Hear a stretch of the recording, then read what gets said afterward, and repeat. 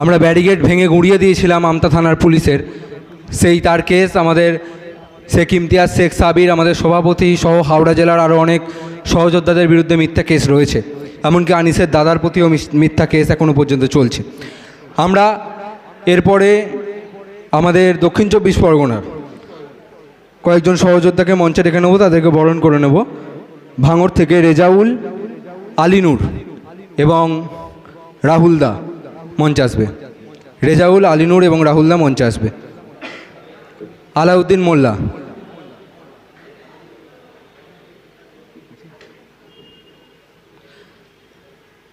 রেজাউল, আলিনুর এবং রাহুলদাকে বরণ করে নেবে স্টুডেন্টস ফ্রন্ট পশ্চিমবঙ্গ রাজ্য কমিটির সদস্য আলাউদ্দিন মোল্লা।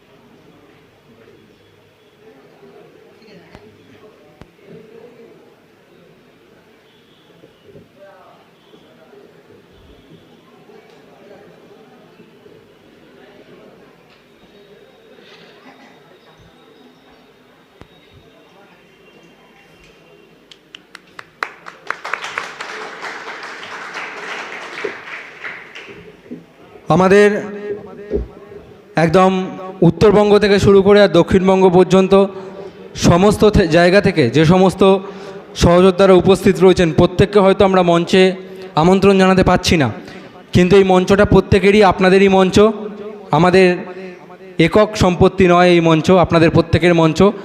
এবং আমরা আমাদের এই মঞ্চ থেকে আপনাদের প্রত্যেককে আরও একবার সংগ্রামী অভিনন্দন এবং আমাদের স্টুডেন্টস ফ্রন্টের দ্বিতীয় প্রতিষ্ঠাবার্ষিকী উদযাপন উপলক্ষে শুভেচ্ছা জানাই।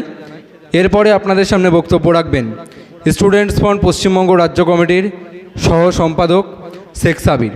শেখ সাবির, যার বিরুদ্ধেও ওই আমতা থানা অভিযানের মিথ্যা কেস রয়েছে তো বটেই,